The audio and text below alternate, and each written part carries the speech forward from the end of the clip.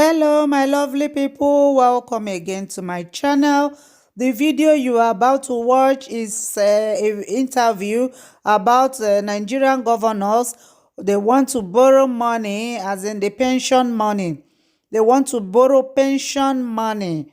Yeah, in case you don't understand what I mean, that is the money people have been working, so they are paying their pension. So whenever they get old, they will be collecting that money every month to help themselves. So now the Nigerian governors want to borrow the money. So my lovely people, in case you have not subscribed to my channel, please consider to do so by hitting that red button below that says subscribe. By the side of it, there's a notification bell. The essence of that bell is for you to get notified each time I upload a new video, so you will be the first to check it out. If you have done that, may Almighty God bless you. For my people that used to come by to watch my video, each time I upload a new video, you come back to watch it. I say, may Almighty God bless you and grant you your heart desire. I am super excited. I am super happy about that. So my lovely people, as you watch this video, remember to drop your comments so I will know what you think about this video. So let's look at some issues relating to the decision of the governors. The governors are planning on borrowing about 17 trillion naira from the pension funds for what you have tagged infrastructural development. Could you give us a justification for this borrowing plan? Sure. First, let me say that you took that information out of a statement voluntarily issued by the governors of Nigeria. It was not an exclusive discovery by channels or any other media organization. At the end of our meeting, for reasons of transparency, we issued a statement making it clear that we've come to a conclusion that if we must rev up infrastructural development in our states and at the federal level, we must look at alternative means beyond what is in the budget of Nigeria.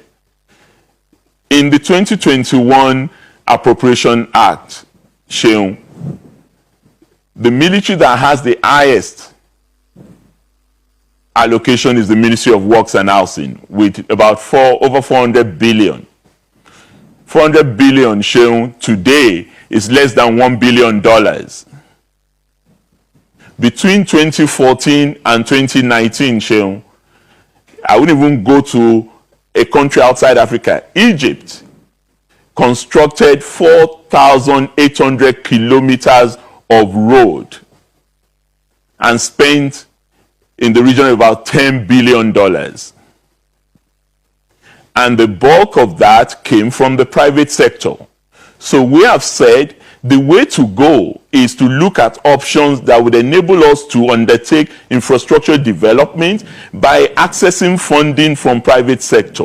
One such private sector funding is the pension fund, which is sitting in various pension finance administrators.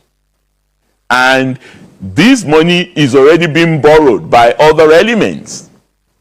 There is no reason why state governments cannot access it, especially when they're going to be making available an irrevocable standing payment order for it. The only attraction that we see in this, which brought us to this conclusion at the National Economic Council, is that it's going to be at a much more competitive, lower rate of about 9% for what we want to access from the pension fund and 5% for what we want to access from the infra credit, which is a vehicle by the Central Bank of Nigeria, all private sector determined. And there is nothing wrong. And we're not going to be apologetic about saying we want to borrow to fund infrastructure. We're not borrowing for consumption. And the various projects that are going to be allowed to access this fund have also been determined by the committee that we set up responsible for this at the National Economic Council.